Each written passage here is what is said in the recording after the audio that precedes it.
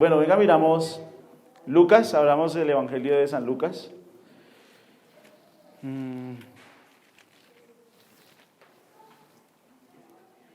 Providencialmente el Señor, para los que no se han dado cuenta, nosotros vamos exponiendo la Biblia, versículo por versículo. Empezamos con el Evangelio de San Lucas en el mes de junio. Ya vamos 6 meses predicando Lucas y apenas vamos en el capítulo 5. Entonces, para los que no se han dado cuenta, vamos versículo por versículo por versículo predicando la Biblia. Y pues hoy, providencialmente, por el decreto de Dios, por la soberanía de Dios, corresponde, creo que un pasaje muy propicio para iniciar el año. Si ustedes se dan cuenta, el mensaje se llama Sígueme, y creo que debe ser el objetivo, el anhelo de un creyente, el propósito principal de Año Nuevo: seguir a Cristo, seguirlo a Él, vivir para Él. Bueno, entonces vamos a Lucas 5, hoy vamos a estar en los versículos del 27 al 32. Vamos a estar pasando allí esta mañana, si Dios lo permite. Entonces, miremos un momento lo que dice la Biblia en Lucas 5, del 27 en adelante. Después de estas cosas salió y vio a un publicano llamado Leví sentado al banco de los tributos públicos y le dijo: sígueme. Y dejándolo todo, se levantó y le siguió. Y Leví le hizo gran banquete en su casa, y había mucha compañía de publicanos y de otros que estaban a la mesa con ellos. Y los escribas y los fariseos murmuraban contra los discípulos, diciendo: ¿por qué coméis y bebéis con publicanos y pecadores? Respondiendo Jesús le dijo: los que están sanos no tienen necesidad de médico, sino los enfermos. No he venido a llamar a justos, sino a pecadores al arrepentimiento. Muy bien. Aquí es el llamamiento de Leví, de Mateo. Ya lo vamos a ver un poco más adelante.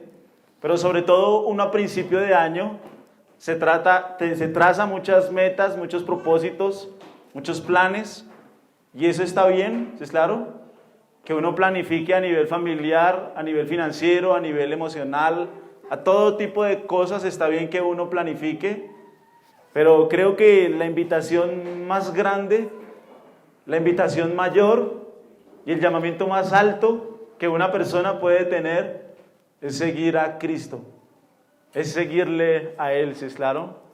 Creo que debe estar en nuestra prioridad, en los deseos del cristiano, en los deseos del creyente, conformar su vida a la imagen y a la estatura del Señor que le ha salvado, que le ha comprado por un precio muy alto. De verdad uno planea muchas cosas y la gente en enero empieza con muchas fuerzas. Si ustedes miran, los parques en enero son llenos, los gimnasios en enero son llenos, las hamburgueserías en enero son solas. La gente en enero empieza con mucha fuerza. Pero quiero invitarte a que el primer deseo, motivo, anhelo de tu corazón en este año pueda ser seguir a Jesucristo, al de la Biblia, y responder a las demandas que Cristo hace en la Biblia y seguir y vivir una vida cristiana en conformidad a Cristo, que dé gloria a su nombre. ¿Sí es claro? O sea, lo que leíamos ahorita en Eclesiastés 3, todo tiene su tiempo, todo lo que Dios ha hecho tiene su tiempo, pero todo lo que yo hago es para la gloria de su nombre, para que su nombre sea exaltado, para que su nombre sea conocido, para que Él sea glorificado y para que Él en mi trabajo, en mi casa, donde yo esté, Él me pueda usar como su instrumento útil para el avance de su reino. Esta semana, en el devocional de pastores que nosotros estamos, alguien preguntó: ¿alguien conoce, por favor, una iglesia en Alfonso López? Nadie. Yo escribí: ¿alguien, por favor, conoce una iglesia en Florencia, Caquetá? Nadie. ¿Alguien, por favor, escribió otro, conoce una iglesia en Girardot? Iglesias sanas, ¿no? De sana doctrina. Nadie. Uno podría pensar que en Colombia ya el evangelio ha llegado, el evangelio está. La verdad es que estamos lejos de que la palabra de Dios de verdad, predicada con seriedad, sea expuesta y que hayan iglesias bíblicas. Es escaso. O sea, yo estoy aterrado. Porque uno podría decir, sí, allá hay iglesias, pero imagínate en una ciudad tan grande como Florencia, en Caquetá, ni una sola iglesia, ¿puedes creerlo? Es increíble, ¿sí es claro? Entonces, que nosotros podamos ser instrumentos en las manos de Dios para predicar su glorioso, bendito, santo evangelio y que podamos disponer nuestras vidas para seguirle a Él, ¿sí? Si nosotros miramos el texto del 27 al 32, es un texto muy fácil de entender, ¿sí es claro? El resumen principal del texto está en el versículo 32, míralo. Dice, no he venido a llamar ¿a qué? No he venido a llamar a justos, sino a pecadores al arrepentimiento. Es un texto muy fácil de leer, muy fácil de entender. Un niño, si llamamos ahorita a los niños y les decimos, mira, lean este texto, creo que muy fácilmente llegarían a la conclusión de que Él no ha venido a llamar a justos, sino a pecadores al arrepentimiento. Hay veces en la Biblia que uno se encuentra con textos inescrutables, difíciles, que requieren mucho tiempo, pero la verdad es que este es un pasaje que un niño fácilmente puede entender y puede sacar la aplicación de lo que Jesús quiere transmitir y enseñar en este pasaje. ¿Sí es claro? Él no ha venido a llamar a justos, sino que Él ha venido ¿a qué? ¿A qué? A llamar a pecadores al arrepentimiento. Miren, esta es una de las expresiones más claras, más dicientes que hizo Jesús en su ministerio. A lo largo del Evangelio de Lucas, si ustedes han leído los Evangelios, a lo largo de los Evangelios se repite muchísimo esta frase. He venido a llamar a pecadores, ¿para qué? Para que se arrepientan. Es una de las frases favoritas de Jesús y es una de las frases que marcan el ministerio principal de Jesús. Él quiere ver pecadores arrepentidos. Es una de sus frases célebres, de sus frases más repetidas, de sus frases más importantes, que por favor los pecadores se arrepientan. Está a lo largo de su ministerio, está a lo largo de su vida en el mar de la Galilea, en Jerusalén. Él quiere llamar a pecadores para que los pecadores se arrepientan. ¿Sí es claro? Y eso es muy importante, porque para que un pecador se arrepienta, debes mostrarle que él es un pecador. Es lo que Jesús hace a lo largo de su ministerio.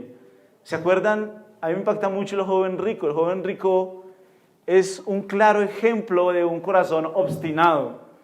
Jesús está enseñando, viene el joven rico y le dice, maestro bueno, ¿qué haré para heredar la vida eterna?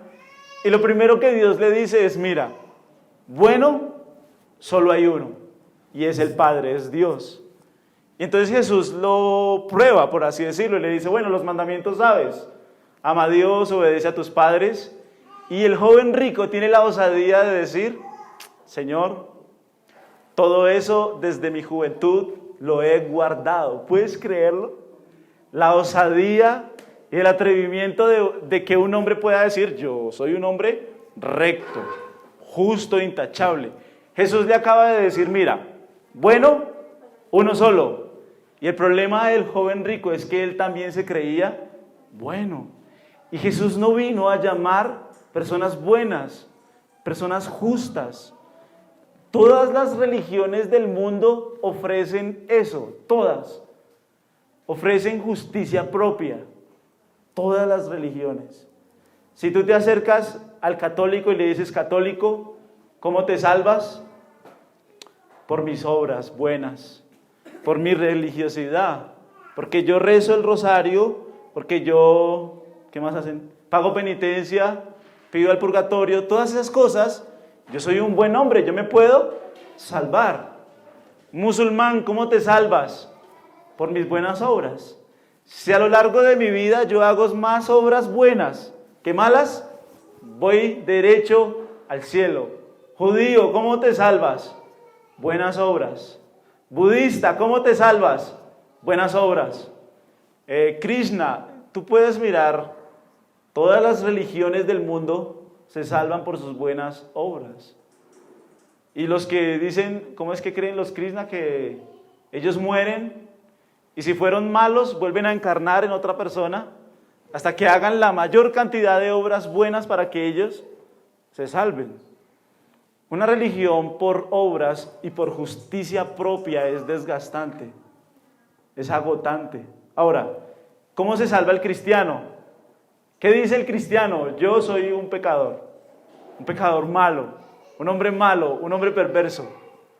Pero Jesús vino y vivió la vida perfecta que yo no podía vivir. Jesús vivió la vida justa que yo no podía vivir.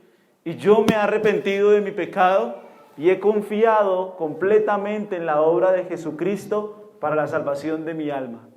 El cristiano no es un hombre bueno, es un hombre malo que se ha arrepentido, ¿eso es claro? Y eso es la iglesia. La iglesia no es un club de personas justas. La iglesia es un hospital de pecadores. Me gustaba siempre, el líder decía, mira, desde que tú pasas esa puerta ten algo claro. Este es un hospital de enfermos. Este no es un club de justos. Y lo más probable es que tú aquí roces, choques y te encuentres seguramente con personas que tratan tu carácter. Eso es la iglesia. La iglesia no es el club de los justos. Nosotros reconocemos que somos pecadores y que nosotros necesitamos la ayuda de Cristo, de un Salvador. Es una de las frases más fuertes, más dicientes del ministerio de Jesús.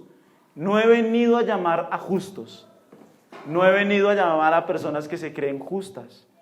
Y sobre todo en un contexto católico como el nuestro, es muy común encontrar personas que moralmente se creen buenas, correctas, justas. Pero el evangelio del reino está acá. No es para los justos, no es para personas justas, es para personas que se creen pecadores. ¿Sí es claro? Entonces, hace 8 días, ¿no se acuerdan? El pasaje, el paralítico, y lo más impresionante del pasaje fue que Jesús ha perdonado los pecados de un paralítico. Todavía la mente de los fariseos está golpeada, su teología está en crisis, no acaban de salir de eso, cuando miren lo que dice el versículo 27, después de estas cosas, ¿qué sucedió? Salió. El que me diga en qué ciudad estamos se gana un premio. ¿En qué ciudad estamos? No, ya no. No, sí, claro, es una región muy grande. ¿Ninguno? Bueno, gloria a Dios que están poniendo cuidado. En Capernaum, estamos en Capernaum, ¿se acuerdan? En Capernaum. Estamos en Capernaum. Entonces miren, el Señor ha perdonado el pecado del paralítico. Los fariseos no acaban de salir de ese choque emocional, intelectual, teológico en el que Jesús los ha metido, y después de esto sale. Y sale a encontrarse con un publicano. Y eso es terrible. Para ellos es terrible. Este es un acontecimiento terrible para ellos. O sea, yo creo que los fariseos ese día se fueron muy mal para sus casas, porque Jesús ha desafiado completamente su creencia, todo lo que ellos creían. Es como Jesús está derribando todo su sistema de creencias en un momento. Este día para ellos fue un día muy fuerte. Solo Dios perdona el pecado, dicen ellos. ¿Quién es este hombre Jesús que está hablando blasfemias? E inmediatamente sale a juntarse con un hombre publicano. Eso para ellos es algo horrible, y pues pidámosle a Dios que nos ayude en este pasaje para poder comprender todo lo que está sucediendo con los fariseos y con Mateo en este pasaje. ¿Sí es claro? Vamos a leer el versículo 27. Dice así: después de estas cosas salió y vio a un publicano llamado Leví sentado al banco de los tributos públicos y le dijo: sígueme. Muy bien. Deme un segundito.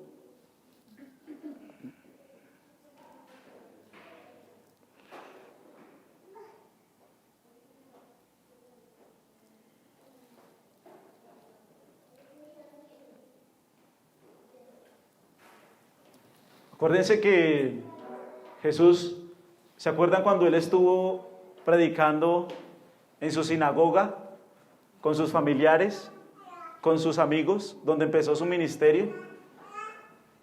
Dice que ese día esa gente lo quería matar, los de la ciudad de Nazaret.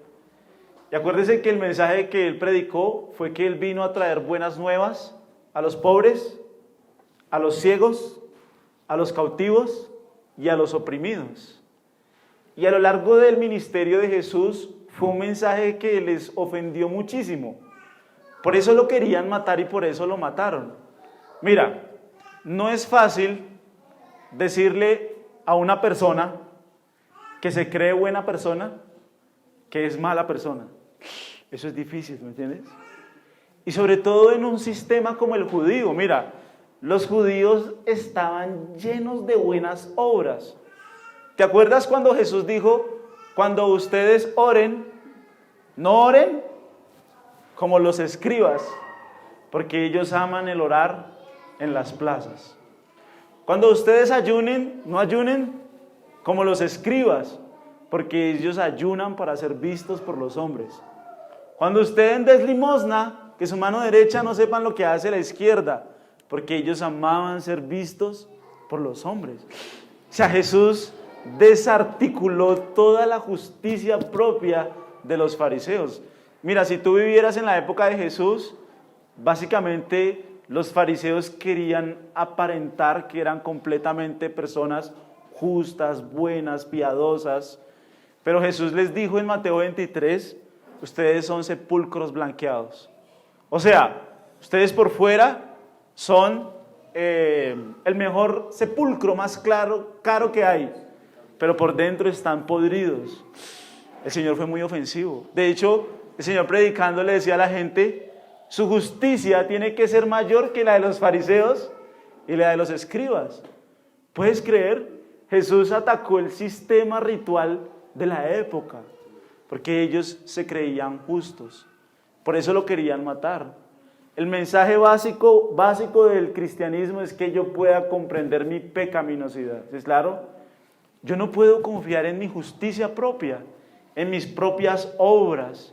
Yo tengo que entender mi necesidad de un Salvador completamente. Y es el pasaje principal del texto. No he venido a llamar a justos, he venido a llamar a pecadores para que se arrepientan. Completamente los judíos habían malinterpretado las escrituras y se llenaron de justicia propia. Nomás es que tú hables con una persona que reza el rosario, no sé, 5 veces al día, todos los días de la semana, se cree completamente buena, justa. Entonces el diagnóstico que Jesús le hizo al corazón de estas personas es, ustedes no son justos, son pobres, son ciegos, son oprimidos, son cautivos, y para ellos son las buenas nuevas. ¿Saben qué le decían a Jesús? Jesús, el amigo de publicanos y pecadores. Así le decían a Jesús, y Jesús a lo largo de su ministerio compartió con este tipo de personas, porque son las personas que más fácilmente reconocen su condición, ¿me entiendes? Cuando una persona ha vivido toda su vida en pecado, un pecado público, fácilmente reconoce su pecaminosidad. Pero cuando una persona moralmente correcta, aceptable ante los ojos de la sociedad, ha vivido toda su vida, le cuesta reconocer que es mala y que es pecadora y que necesita un Salvador. Entonces mira, normalmente quienes respondieron más fácil al ministerio de Jesús, prostitutas, publicanos, pecadores, gente discriminada, gente con lepra, gente enferma, porque ellos reconocían e hicieron un diagnóstico claro acerca de la condición de su corazón. ¿Te acuerdas con Nicodemo? Si no naces de nuevo no puedes ver el reino. ¿Qué me estás diciendo? Todo un fariseo de la época. Tenía que desarticular todo su sistema de creencias de obras justas. Es impresionante lo que Jesús hace, ¿sí? O sea, yo creo que ellos vieron, ¿recuerdan que Jesús estaba en una casa grande?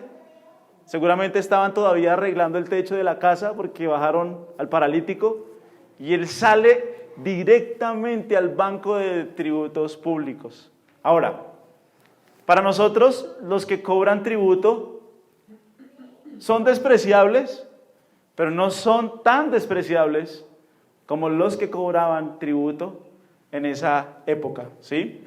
Y ya les voy a decir por qué. ¿Es claro? Miren un momentico conmigo Lucas 3.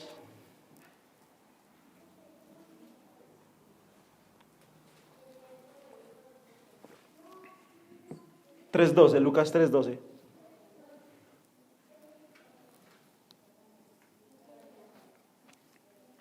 Miren lo que dice. Vinieron también unos publicanos para ser bautizados y le dijeron a Juan Bautista, ¿se acuerdan?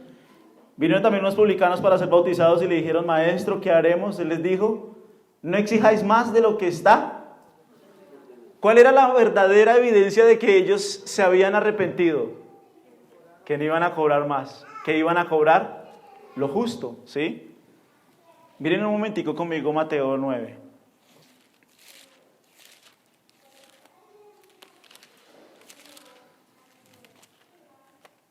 San Mateo capítulo 9. Miremos el 9 un segundo antes de hablar de los publicanos. 9:9, Mateo 9:9. Pasando Jesús de allí, dice, vio a un hombre llamado que estaba sentado al banco de los tributos públicos y le dijo, en esa época era muy común que tuvieran dos nombres, ¿sí? ¿Te acuerdas? Natanael, Dídimo, Bartolomé, Tomás, tenían nombres compuestos. En este caso él se llamaba Mateo Leví o Leví Mateo, no sé cuál de los dos. Me imagino que en el idioma hebreo debe sonar bonito, como un Brian Camilo o algo así. Pero, qué pecado yo con ese nombre, ¿cierto? Pero él se llamaba Mateo Leví o Leví Mateo, no sé. Pero está hablando de Mateo. Ahora, mira lo impresionante de algo. Mateo escribió el Evangelio de San Mateo, obvio. Mateo escribió el Evangelio de Mateo. Y Mateo escribiendo su Evangelio solo se menciona dos veces. La primera vez se menciona para decir acerca de sí mismo que es un publicano. A ver, si yo tengo la oportunidad de aparecer en las páginas de la Biblia, y si estoy escribiendo un evangelio donde yo seguramente dije cosas, hablé cosas, pues uno podría poner cosas allí, ¿sí es claro? Pero Mateo, que escribió el evangelio, solo se menciona dos veces. Y nunca en ningún evangelio Mateo menciona cosa alguna acerca de él. Mateo lo único que dice acerca de sí mismo es que era el publicano. No dice, bueno, estaba Mateo el que más adelante fue un gran apóstol y está escribiendo este evangelio para que ustedes sean edificados. Él lo que dice acerca de sí mismo es que él es un publicano. Tremendo. El evangelio de Mateo es muy bonito porque él presenta a Jesús como rey, ¿sí? El rey de los judíos. El Mesías que cumplió todas las promesas. Mateo escribe a Jesús en términos de realeza. Y es muy bonito porque Mateo no dice nada acerca de sí mismo. Es como si él siempre hubiera comprendido de dónde le sacó el Señor. De la miseria en la que él se encontraba cuando Dios intervino su vida y le sacó, le salvó. Mateo lo único que dice acerca de él es: yo soy el publicano, soy Mateo el publicano. Es la descripción que él se hace acerca de sí mismo. Y nunca olvides de dónde te sacó el Señor, nunca olvides. Nosotros no somos mejores que los que van a iglesias no bíblicas. No somos mejores que ellos. Jamás seremos mejores que ellos. Somos peores que ellos. Pero por la gracia de Dios, Él me ha salvado. Eso pasa mucho en las iglesias bíblicas. Que la gente empieza a decir: yo tengo la verdad, tú no la tienes. Yo soy mejor que tú. Nosotros nunca debemos olvidar de dónde sacó el Señor, ¿sí es claro? Y creo que Mateo lo hace muy bien. Imagínate un Mateo 28 capítulos, el segundo evangelio más largo, y nunca dijo nada acerca de sí mismo, solo que era un publicano. Y se menciona también cuando se hace la lista de los 12 apóstoles, pero nunca más menciona algo acerca de sí mismo, ¿sí es claro? De hecho, en Mateo hay una parábola que solo escribe Mateo, que es la parábola de las perlas. ¿Se acuerdan esa parábola? En Mateo 12. Entonces él dice que había un hombre que le gustaba recolectar perlas, y perlas. Pero un día se encontró una perla de gran precio y él dijo: voy a vender todas mis otras perlas que tenía y compraré esta perla y me quedaré con esta perla para siempre. Una persona que entiende y reconoce de dónde el Señor le ha sacado, va a amar a su Señor, va a amar a su Salvador. Literalmente, nosotros estábamos perdidos en delitos y en pecados, esclavos de nosotros mismos, esclavos de nuestro mundo, de nuestro deseo, de nuestras pasiones. Y el Señor ha intervenido en mi vida para que ya no viva yo más así. Él ha venido para darme libertad. Bueno, vamos a Lucas 5.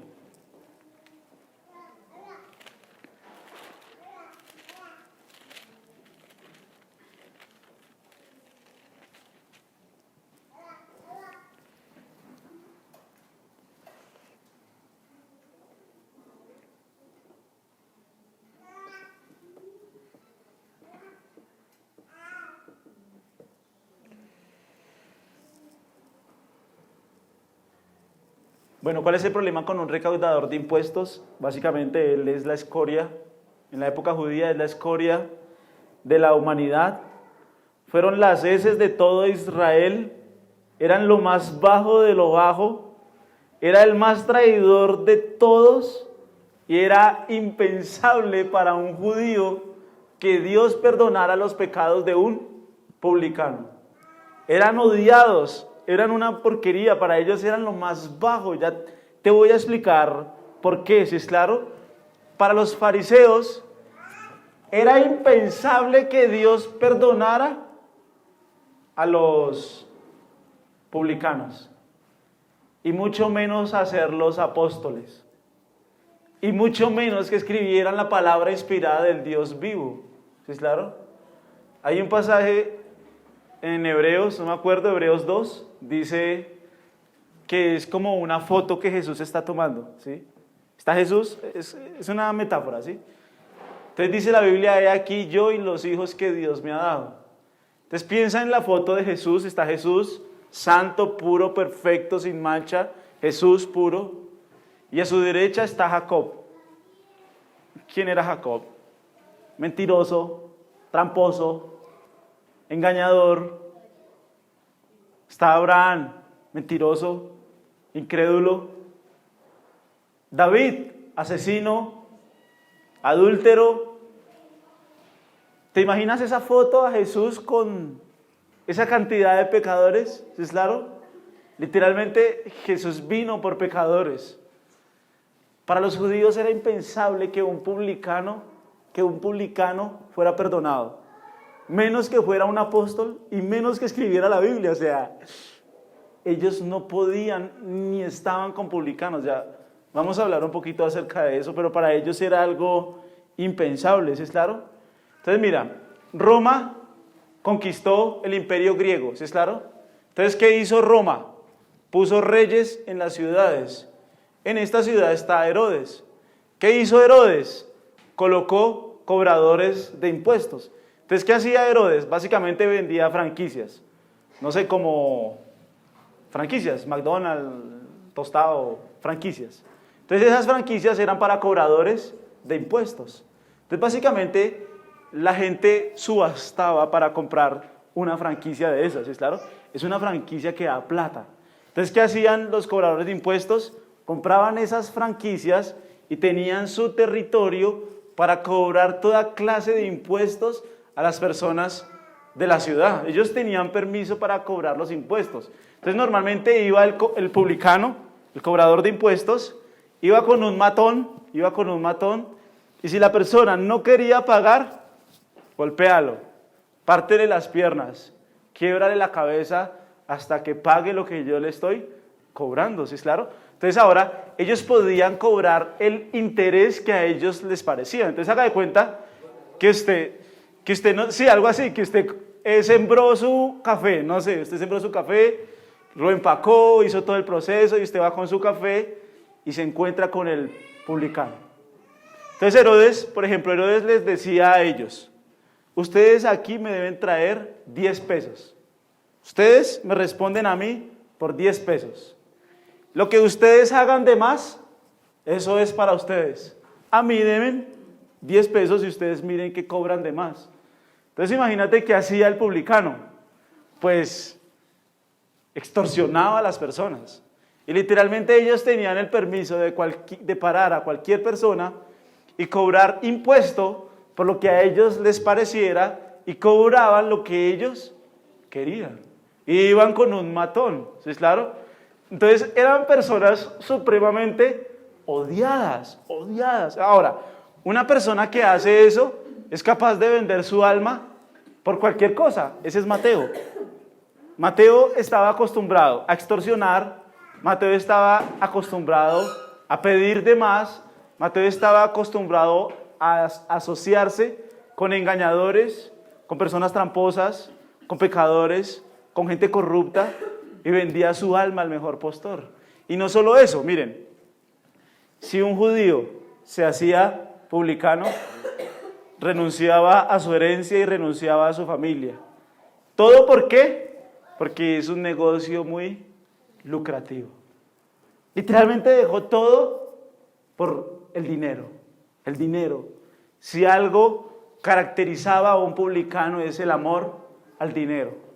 Era su Dios, era su ídolo, no le importó su familia, no le importó su herencia, no le importó la sociedad, no le importó lo que las personas pensaran, él quería perseguir el dinero. Y muchos de nosotros muchas veces nos vemos de esa forma, persiguiendo cosas a costa de muchas situaciones, a costa de familia, a costa de Dios, a costa de su iglesia. Perseguimos completamente los deseos de nuestro corazón porque hace parte de una naturaleza malvada y corrupta, ¿sí es claro? Literalmente Mateo dejó todo para perseguir su ídolo, para perseguir el dinero. No le importó lo que las otras personas pensaran, no le importó lo que su familia pensara. Ahora, en esa época habían dos clases de cobradores de impuestos. Los Gabai, que eran como los poderosos, los grandes. ¿Te acuerdas de Zaqueo?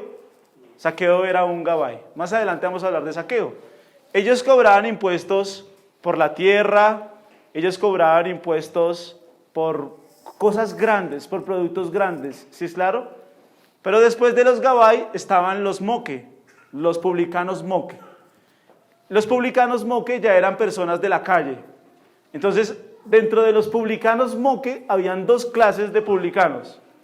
Entonces estaban algunos que, por ejemplo, compraban la franquicia y como ellos no querían ir a poner la cara, le pagaban a otra persona para que cobrara y le trajeran dinero.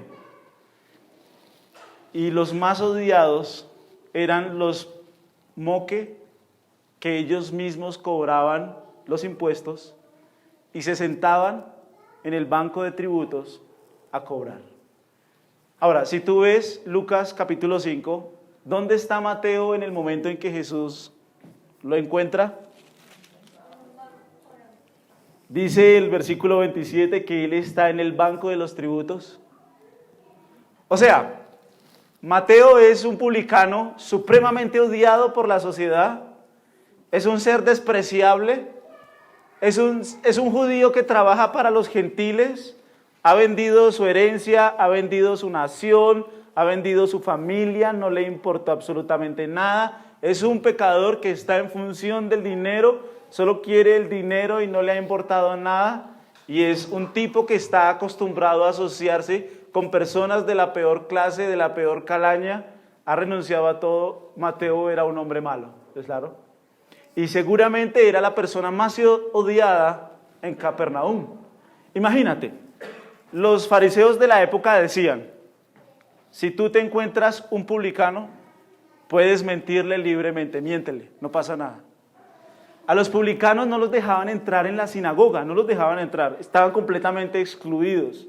De hecho, los fariseos de la época decían, un publicano y un animal inmundo de Levítico 11 son lo mismo. No los trates. No te acerques a un publicano porque es una persona inmunda. Para ellos, un publicano era peor que una prostituta. Era impensable que Dios lo perdonara. Literalmente, Mateo es la escoria de la sociedad de Galilea, de Capernaum, y es el lugar donde Jesús se está acercando. Yo me imagino la cara de los fariseos. ¿Qué está haciendo este hombre tratando con personas pecadoras? Pues él lo dijo, ¿se acuerdan? No he venido a llamar a justos, he venido a llamar a pecadores al arrepentimiento. Y allí está sentado Mateo en su banco y dice que Jesús lo vio. La palabra griega quiere decir que Jesús se quedó mirándolo atentamente. Me encanta cuando Jesús se detiene a ver a alguien porque Jesús va a hacer algo en esa persona. Y si Jesús ha puesto su gracia sobre nosotros, no la despreciemos. No despreciemos su gracia. Si Dios ha detenido su mirada sobre mí es porque Él quiere transformar mi corazón, cambiar mis deseos egoístas. Yo le decía al pastor mío, yo creo que yo no voy a cambiar. Tengo muy malos pensamientos. Al Señor le quedó grande mi vida, es imposible. Pero donde Dios detiene su gracia es para obrar en personas pecadoras que reconocen su pecado y que reconocen su maldad. Literalmente nosotros necesitamos depender completamente de Jesucristo porque en Él hay perdón, en Él hay vida eterna. Y el Señor se ha detenido y ha puesto su mirada sobre un publicano, sobre el peor de la sociedad, la peor escoria, como lo llamaban los mismos judíos, las heces de Israel, peores que prostitutas, hombres impuros, hombres impíos, hombres malvados. El Señor se ha detenido a obrar en esa persona, ¿sí es claro? Es impresionante este pasaje. Jesús se está acercando a lo peor que había en esa época en la Galilea. Y eso está en la mente de los fariseos chocando, ¿sí es claro? Ahora, mira lo que dice que sucedió. ¿Qué le dijo Jesús? Sígueme. Y Leví le hizo, 28. ¿Y qué dice? El 28. Y dejándolo todo, qué pasaje tan bravo. Qué pasaje tan fuerte. Si tú eres pescador, tú podías dejarlo todo, pero tú podías volver. ¿Se acuerdan Juan 21? Pedro y Juan dejaron todo. En Juan 21 se consiguieron un barquito, se consiguieron unas redes y volvieron a pescar. Un publicano no. Si un publicano renunciaba a su puesto, su carrera terminó. Nunca jamás lo vas a volver a ver esto. Su carrera terminó. El joven rico cogió para el otro lado. Jesús le dijo, bueno, vende todo lo que tienes y sígueme. Uy, salió corriendo, ¿sí es claro? Creo que es un poco lo que Jesús le está diciendo aquí a Mateo. Sígueme. Y dice que dejándolo absolutamente todo, le siguió. Era su ídolo, era el dinero, era su ídolo. Había despreciado a su familia, no le había importado nada todo por conseguir ese sueño, pero se dio cuenta que era un sueño que no le realizaba, que no le hacía feliz, sino que básicamente le hacía sentirse un pecador miserable. ¿Qué hizo? Lo dejó todo. La pregunta es, ¿qué te impide seguir a Cristo? ¿Qué te impide seguir a Cristo? Si de pronto uno hace un recuento de su año 2019, seguramente hay cosas que te impiden seguir a Cristo. Una persona, un trabajo, el dinero. Literalmente este hombre tenía que dejar absolutamente todo para seguir a Cristo.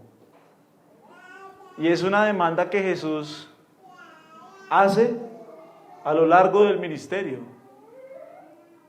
Un verdadero discípulo de Cristo es aquel que en su corazón está dispuesto a dejarlo todo.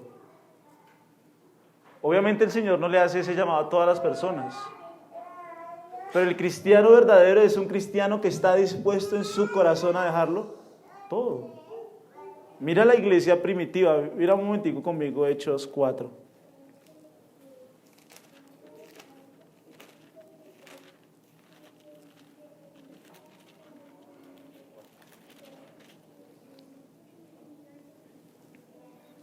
Mira Hechos 4:32.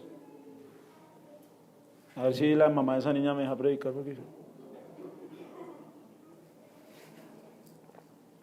Hechos 4:32. Miren lo que dice. Y la multitud de los que habían creído que, y un alma, y ninguno decía hacer suyo propio nada de lo que poseía, sino que tenían todas las cosas en común. Y con gran poder los apóstoles daban testimonio de la resurrección del Señor Jesús, y abundante gracia era sobre todos ellos. Así que no había entre ellos ningún necesitado. ¿Por qué?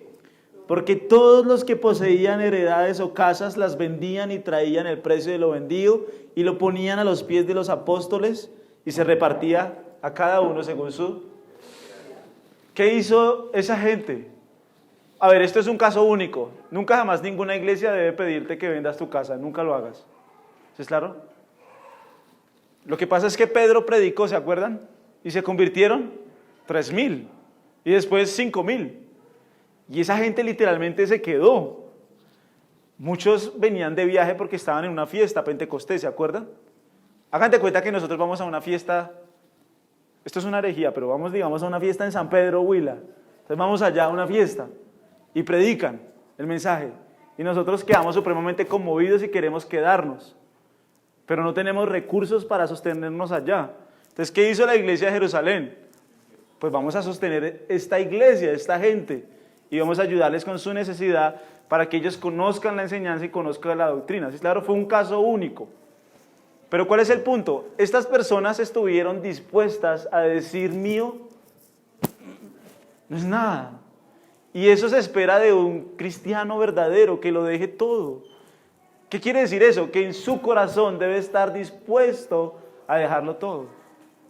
Si Jesús dijera hoy tienes que dejarlo todo, yo estaría dispuesto a seguirlo. Imagínate, Jesús viniera hoy, es un caso hipotético. Si Jesús viniera hoy y dijera déjalo todo, ¿yo estaría dispuesto a dejarlo todo verdaderamente? Mis amigos, mi familia, mi casa, todo. La verdad es que el cristianismo de hoy es muy cómodo. Es un cristianismo muy cómodo, muy light, sí, claro, muy suave. Volvamos a Lucas 5. Y oremos por la mamá de esa niña para que nos ayude.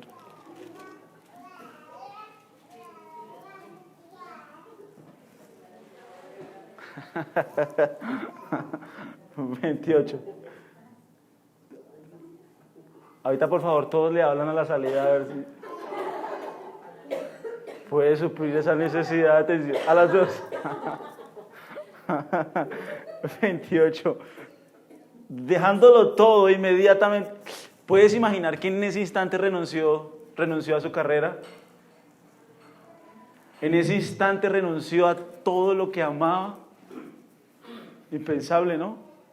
Se levantó, dejó todo y le siguió. No puedes volver a sentarte en el banco de los tributos, has dejado todo por seguir a Cristo. Y es la invitación que Dios nos hace a todos, a seguirle a Él. ¿Es claro? La vida de iglesia es una de las cosas a través de los creyentes más crecen, ¿sí es claro? Obviamente nosotros no tenemos vida de iglesia, ninguno. Vida de iglesia es aprender a compartir con otros creyentes. Vida de iglesia es crecer en la doctrina, lo que dice Pedro. Están preparados para presentar defensa. Son poderosos en la fe porque están capacitados. Son poderosos en la fe porque tienen doctrina clara, enseñanzas claras. Están dispuestos a seguir a Jesús, a Cristo. Cuando yo me convertí al Señor, en serio no me perdía ni media cosa.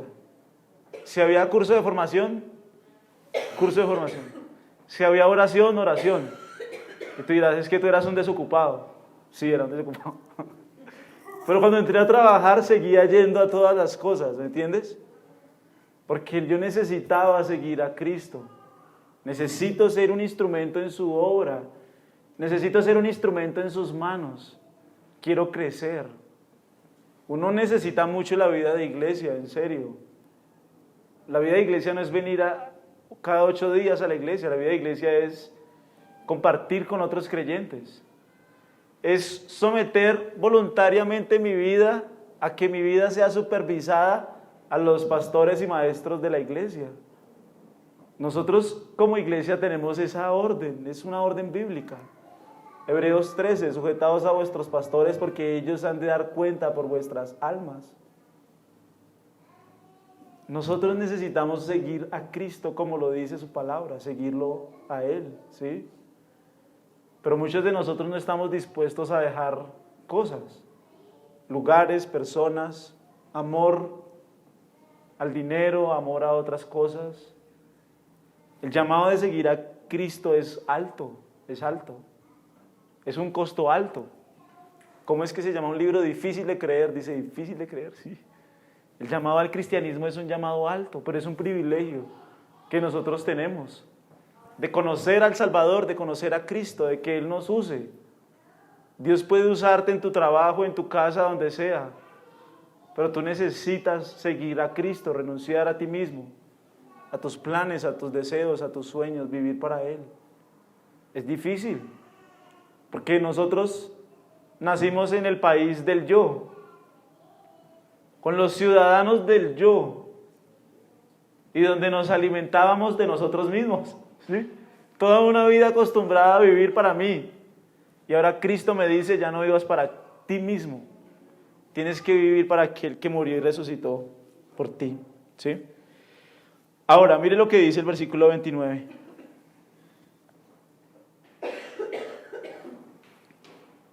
Y Leví, ¿qué hizo? Le hizo gran banquete en su casa. Y había mucha compañía de publicanos y de otros que estaban a la mesa. Como diría J.C. Ryle, ningún cristiano verdadero va solo al cielo. Nunca jamás. Ningún cristiano verdadero va solo al cielo. Inmediatamente, ¿qué quiso hacer Leví o Mateo? Quiero que ellos conozcan a Cristo. Inmediatamente, sí, no es como uno en la empresa, que al principio uno dice, no, pues, es que todavía no estoy preparado, pero más adelante, algún día, inmediatamente Mateo, ¿qué dijo? He conocido a Cristo. ¿Y qué hizo? Una reunión. Probablemente de los apóstoles era el más rico, tenía una casa muy grande, reunió ahora. ¿A qué tipo de personas reunió allí? ¿A los fariseos? ¿A los escribas? ¿A los saduceos? A sus amigos. Su círculo común, ¿cuál era? Publicanos y pecadores. Los reunió en su casa. Quería que ellos conocieran al Salvador, ¿sí es claro? Y dice que fue una gran cena, una cena de mucho tiempo, ¿sí? No fue que Jesús dijo, voy a estar con esta gente, les comparto rápido y me voy. No, literalmente el Evangelio dice que estaban recostados en la mesa y Jesús les enseñaba, o sea, fue una cena larga, fue una cena de mucho tiempo. Jesús compartió con ellos. Mateo se vio en esa necesidad de presentar a Cristo a sus amigos, a su círculo social, a su círculo conocido, querían escuchar el Evangelio. Ningún cristiano genuino va solo al cielo. Si tú eres cristiano y vas a ir al cielo, vas a ir con más personas. No vas a ir solo, no puedes hablar solo. Es como cuando uno habla con una persona que le gusta el fútbol. ¿Es claro? Usted está así, bueno, estamos hablando del trabajo, y usted le empieza a hablar del fútbol y inmediatamente los ojos le cambian. ¿Fútbol? Uy, usted sí vio este fin de semana y empiezan a... ¿Por qué hablan así del fútbol? Porque les apasiona el fútbol. Habla con alguien que le gusta, no sé, la comida. Hablen con Lina que le gusta la comida. Hablen con alguien que le gusta la comida. Inmediatamente a la persona, ¿qué va a hacer? Le van a brillar los ojos. Comida no. Y empieza a hablarte de comida. Ahora, pon a un cristiano a hablar de Cristo. Yo voy a llamar al pastor. Un cristiano, si Cristo le apasiona, ¿qué debe hacer? Debe hablar de Cristo, desbordarse, porque Cristo, ¿qué? le apasiona. Sí, claro, no. ¿Cómo es que dijo Jeremías? No puedo callar. Jeremías dice, yo quise callarme, pero no pude. Es como cuando yo me salí de la iglesia, dije, me voy de aquí, no quiero más esto, me voy, me fui. Estábamos en un paseo con Lina y alguien le empezó a compartir a otra persona mientras yo estaba allí, ¿sí es claro? O sea, yo no iba a la iglesia hace mucho tiempo, no leía la Biblia, nada de eso. Pero cuando empecé que él empezó a compartir, yo dije, lo está haciendo mal. Inmediatamente yo dije, yo necesito hablar. Yo hace rato no voy, pero yo necesito hablar, ¿sí es claro? Porque hay un fuego que se prende en el corazón de los cristianos que aman a Cristo, no pueden quedarse callados. No puedo quedarme callado porque Cristo es lo que amo. Cristo es lo que me apasiona. Quiero presentar a Cristo y es lo que Mateo está haciendo en este banquete. Él ha traído a sus amigos, ha pagado una cena para traer a sus amigos. Nosotros como cristianos muchas veces nos quedamos cortos ante eso. No, es que yo vivo por allá en Molinos, digamos, allá en Molinos. Ay, bueno. Ojalá algún día Dios le dé la salud y la fortaleza para que usted pueda venir a mi iglesia. ¿Qué tiene que hacer un cristiano? Amigo, yo le pongo el Uber. ¿Ves lo que está haciendo Mateo? Mateo organizó una comida, una cena, para que esas personas pudieran escuchar al Salvador. ¿Es claro? Es lo que dice la Biblia. Si nosotros podemos ayudar a alguien, ayudémoslo. Verdaderamente en la iglesia a veces hay personas que no tienen para el bus. ¿Serio? Uno necesita ser más misericordioso, más dado a mover el evangelio, a predicar a Cristo, a presentar a Cristo. ¿Sí es claro? Ahora miren el 30.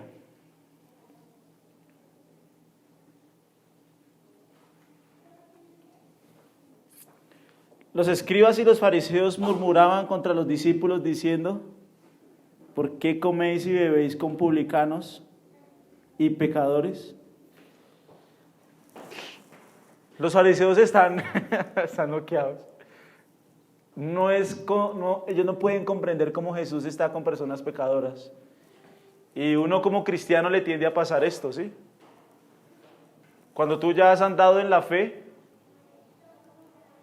y uno ama la comunión de los santos, es claro, o sea, uno como cristiano debe aprender a amar el compañerismo cristiano, ¿sí?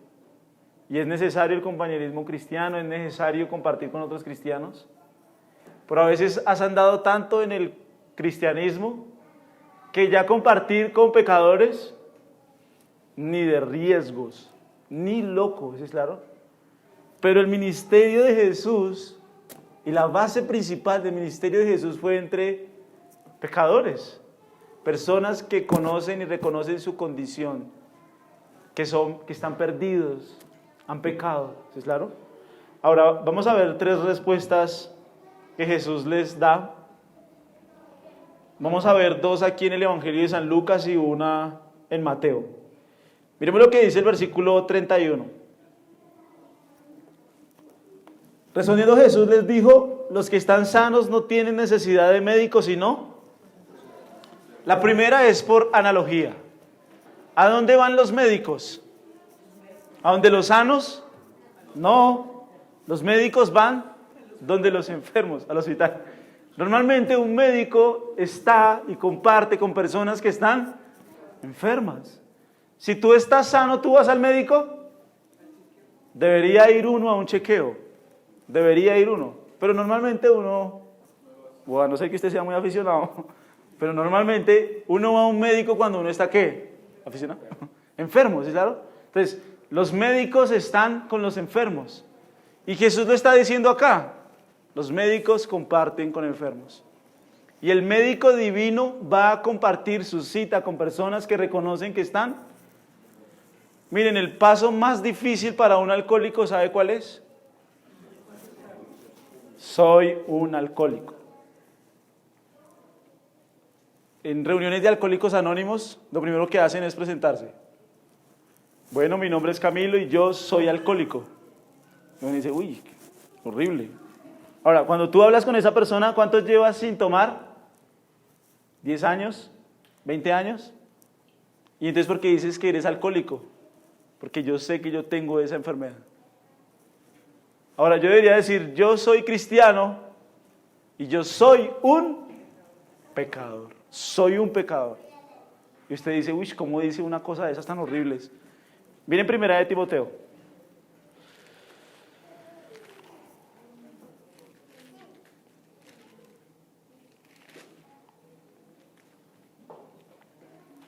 Primera de Timoteo 1:8.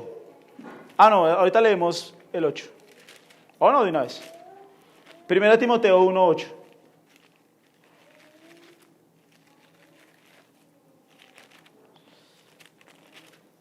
Primera de Timoteo 1:8. ¿Ya lo tienen? ¿Sí? Ahora, miren, pero sabemos que la ley, ¿qué? Es buena. Si uno la usa. Ahora mira esto tan importante. Conociendo esto, que la ley no fue dada para el justo, sino para quienes, para los transgresores y desobedientes, para los impíos y pecadores, para los irreverentes y profanos, para los parricidas y matricidas y homicidas, para los fornicarios, para los sodomitas, para los secuestradores, para los mentirosos y perjuros, y para cuanto se oponga a la sana. ¿Para quién fue dada la Biblia? Una persona que se cree justa no necesita la Biblia. No la necesito, soy justo.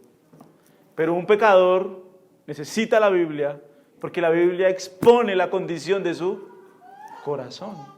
La ley fue dada para los pecadores. Ahora mira esto. Según el glorioso evangelio del Dios bendito que a mí me ha sido encomendado, el evangelio expone el pecado de las personas. Ahora mira Pablo lo que dice. Pablo en este momento tiene 60 años. 60 años. Lleva 30 años de ministerio. 30 años de ministerio. Ahora mira lo que dice él acerca de sí mismo. Doy gracias al que me fortaleció, a Cristo Jesús nuestro Señor, porque me tuvo por fiel poniéndome en el ministerio, habiendo yo sido antes blasfemo, perseguidor e injuriador, mas fui recibido a misericordia porque lo hice por ignorancia en incredulidad. Pero la gracia de nuestro Señor fue más abundante con la fe y el amor que es en Cristo Jesús. Palabra fiel y digna de ser recibida por todos, que Cristo Jesús vino al mundo para salvar a los pecadores, de los cuales yo soy el primero. Pablo está diciendo, soy un pecador. No, yo fui un pecador y ahora soy un apóstol de Jesucristo, no. Yo soy un pecador. 30 años de ministerio, 60 años de edad. ¿Cuál es el diagnóstico que Pablo hace acerca de sí mismo? No porque él viviera en pecado, ¿no? No, pues sí, es que se la pasaba. No, porque él reconoció siempre la condición de su corazón. Ahora, la palabra primero es, por así decirlo en el griego, yo soy el jefe de todos los pecadores. Soy el principal de los pecadores. Jesús vino a salvar a pecadores, no a justos. No he venido, el médico está entre los enfermos y el médico divino cura de la enfermedad del pecado a los que reconoces que están enfermos. No somos justos, ¿lo ves? ¿Qué somos? Pescadores, dijo ayer el niño. Ahora miremos Mateo, un momentico, Mateo 9.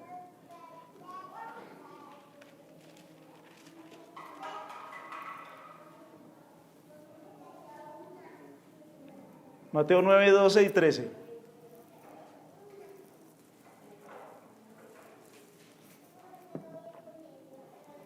Al oír esto, Jesús les dijo, los sanos no tienen necesidad de médicos, sino los enfermos. Id pues y aprended lo que significa misericordia quiero y no.